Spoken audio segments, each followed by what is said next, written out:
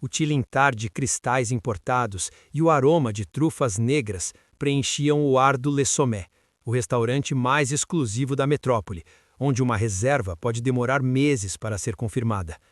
Elisa estava lá, sentada à mesa principal, ostentando um vestido de seda que reluzia sobre os candelabros, acreditando que finalmente pertencia ao mundo que sempre cobiçou. Ela acreditava piamente que o status era uma armadura e que o passado era apenas um resto de comida que se joga no lixo. Para ela, Henrique, o homem com quem foi casada por 7 anos, era apenas uma lembrança incômoda de tempos de escassez. Um homem que ela ridicularizava por aceitar bicos de garçom em festas de elite para pagar o aluguel do pequeno apartamento onde viviam. Elisa acreditava que, ao trocá-lo por um empresário da noite, estava apenas corrigindo um erro do destino. O choque que destruiu essa crença absoluta não veio de um prato mal servido ou de um vinho de safra errada, mas do momento em que o maître, com uma palidez cadavérica, informou que a conta de Elisa não seria aceita e que o proprietário do grupo gastronômico desejava que ela se retirasse imediatamente por conduta inadequada no passado. Henrique não estava ali com um avental manchado ou a bandeja pesada nos braços. Ele era a autoridade máxima, o dono da cadeira de ouro onde ela tentava se sentar para humilhar os outros. Quando ele apareceu no mezanino e fez uma única pergunta que ecoou pelo salão, tudo o que ela construiu sobre a própria arrogância começou a desmoronar. Antes de descobrirmos como o garçom invisível se tornou o dono do banquete que agora expulsa quem o traiu na hora da maior fome, inscreva-se no canal e ative o sino. Aqui, a conta da ingratidão sempre chega com juros. O mundo de Henrique hoje é um labirinto de sofisticação e controle milimétrico. Como o fundador do grupo Império Gastronômico, ele domina o paladar da alta sociedade e dita as regras do mercado de luxo.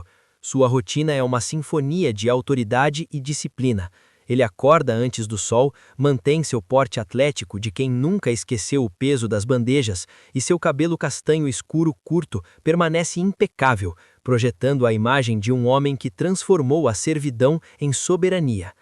Henrique mantém o controle de cada detalhe, operando como uma sombra dentro de seus próprios estabelecimentos, testando a qualidade de cada ingrediente como se sua vida dependesse disso. Naquela noite, ele não estava em uma sala de reuniões climatizada. Ele estava na sala de monitoramento, observando Elisa pelo monitor de alta definição, enquanto ela tratava com desdém um jovem garçom estagiário, exatamente como fazia com ele anos atrás. Henrique segurava o registro de compra secreto do novo marido de Elisa, que continha provas de que o magnata estava lavando dinheiro através de empresas de fachada que Henrique acabara de adquirir. O microgancho aqui é o brilho castanho nos olhos de Henrique ao perceber que Elisa estava prestes a comemorar um aniversário de casamento de fachada, sem saber que o seu doutor de ouro era uma fraude, prestes a ser servida em uma bandeja de prata pelas mãos de Henrique. A primeira rachadura na alma de Elisa não veio do medo da pobreza, mas do desconforto visceral de ser observada por uma verdade que ela tentava enterrar. O desconforto emocional de Elisa nasceu semanas antes, quando os convites para os eventos mais exclusivos começaram a secar, e um anônimo enviou para a imprensa fotos dela zombando de trabalhadores humildes em um vídeo antigo que viralizou. O narrador aqui levanta uma suspeita maior e muito mais sinistra. Seria possível que o proprietário misterioso que comprou o prédio onde ela morava fosse o mesmo homem que ela chamou de fracassado de avental? Elisa começou a sentir o frio da realidade quando descobriu que a cobertura cinematográfica onde ela vivia estava em nome de uma holding que acabara de rescindir o contrato de comodato por quebra de cláusula moral. O clima no seu jantar de luxo, outrora palco de sua glória fútil, tornou-se pesado e claustrofóbico, um mausoléu de conquistas vazias. O microgancho obrigatório é o momento em que Elisa, ao tentar exigir falar com o gerente, descobre que o gerente é apenas um subordinado de alguém que ela conhece muito bem das noites de cansaço e humilhação. Para entender a profundidade desse abismo de mágoa, precisamos olhar para as mãos de Henrique no passado. Mãos que carregavam bandejas com 10 pratos de cerâmica sobre o olhar vigilante de supervisores cruéis, tudo para pagar a pós-graduação em moda que Elisa tanto queria. Ele chegava no pequeno apartamento com os pés inchados e as costas travadas, mas sorria com ternura, porque acreditava que Elisa era o seu motivo para suportar a invisibilidade social. A decisão errada de Henrique foi acreditar que ela sentia orgulho de sua garra, quando na verdade ela sentia nojo do seu suor. Eu, como narrador, assumo a responsabilidade emocional deste relato. Henrique foi o provedor devoto de uma rainha de papel que só esperava o momento de trocá-lo por um trono mais brilhante. No dia em que Henrique foi humilhado por um cliente rico no restaurante onde trabalhava, Elisa não o defendeu. Ela riu junto com as amigas, dizendo que tinha vergonha de ser marçado com um servente. Ele o trocou por Ricardo, o dono de uma rede de boates, enviando uma mensagem dizendo que precisava de alguém que soubesse o que era o topo, não o rodapé. A humilhação foi o ingrediente principal que transformou Henrique, fazendo ele estudar gastronomia e gestão, dormindo no estoque do restaurante, até se tornar o maior empresário do setor, movido por uma promessa de justiça que hoje ele cumpre com precisão cirúrgica. O cenário mudou para o salão principal do Le Sommet, um ambiente de espelhos e luxo onde Elisa tentava manter a compostura, enquanto os outros clientes começavam a cochichar. Ela gritava com o garçom, exigindo que a reserva fosse respeitada, até que a porta do elevador privativo se abriu. Henrique desceu. Ele não estava com a camisa branca engomada de funcionário ou o pano de prato no braço. Ele vestia um terno cinza chumbo de alta costura que exibia seu porte atlético e uma presença que silenciou o restaurante de forma instantânea. O confronto com a realidade foi um choque térmico para Elisa.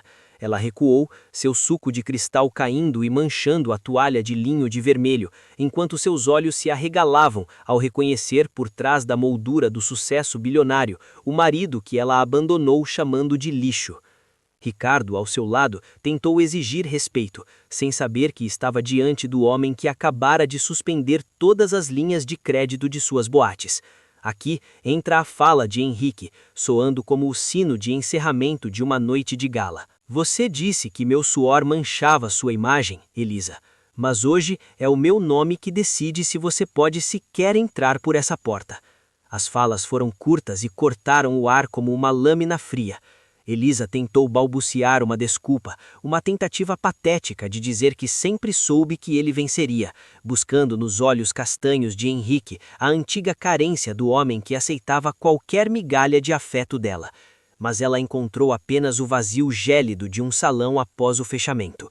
Ricardo foi retirado do local por seguranças acusado de fraude financeira, enquanto Elisa permanecia ali, no centro de sua ruína pública. O narrador declara: o magnata que Elisa escolheu era apenas um devedor cujas notas Henrique acabara de rasgar com desprezo. Ela percebeu que trocou o homem que construiria um império por ela por um canalha que a deixaria na rua na primeira curva do destino.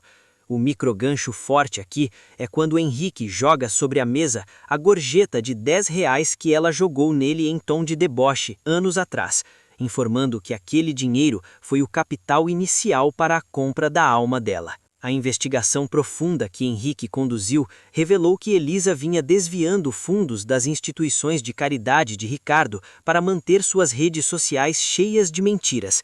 A traição de Elisa agora era completa. Ela traiu a confiança, a ética e o próprio marido que a sustentava na fraude. O narrador mantém a tensão no limite. A cada documento apresentado pelos advogados de Henrique, a máscara de bondade de Elisa derretia.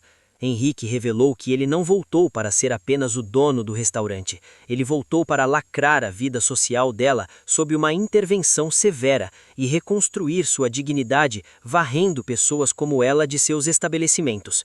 O clímax foi uma cena de humilhação gélida na calçada do restaurante, diante de paparazzi e curiosos. Elisa estava lá, sem bolsa, sem carro e sem o brilho que tanto ostentava, sendo impedida de levar até mesmo o casaco de pelo que Henrique provou ter sido comprado com dinheiro roubado. Henrique permaneceu imóvel na entrada monumental, observando-a do alto como uma autoridade que acabara de aplicar a sentença definitiva. Elisa gritava que ele era cruel, que ele ainda sentia algo por ela. mas o silêncio de Henrique era a resposta mais pesada. O garçom que te servia com amor morreu de fome emocional no dia em que você o chamou de lixo. O homem que está aqui hoje é apenas o dono da conta que você não pode pagar. As consequências foram um terremoto na elite da cidade. Ricardo foi condenado e Elisa, banida de todos os restaurantes, clubes e eventos, teve que enfrentar o anonimato absoluto em um quartinho de subúrbio. Henrique não precisou de vingança física. Sua mera existência vitoriosa foi o castigo. Ele transformou o restaurante em um modelo de respeito aos funcionários, garantindo que ninguém fosse humilhado pelo uniforme que veste. Henrique reconstruiu sua vida sobre a rocha da verdade, tornando-se o exemplo vivo de que a superação é a única resposta que o orgulho respeita. Ele não olha mais para as fotos de Elisa com dor, mas com a paz de quem sabe que a dignidade não se compra, se conquista. A vida é um cardápio implacável. Quem escolhe a traição como prato principal acaba sempre engasgado com a própria ganância no final. Nunca subestime o homem que te serve hoje, pois ele pode ser o dono do banquete de amanhã. Se você acredita que a justiça de ferro sempre encontra o caminho e que o caráter vence o status em qualquer mesa da vida, deixe seu like e inscreva-se para não perder as próximas reviravoltas cinematográficas. E agora, o que você faria no lugar do Henrique? Você teria permitido que Elisa ficasse no restaurante em uma mesa de canto por piedade, ou teria aplicado a justiça de ferro, expulsando-a para que ela aprendesse o valor do respeito após o que ela fez com você? Comente abaixo a sua opção estratégica. Justiça de ferro, se você concorda com a expulsão total e a exposição pública dela.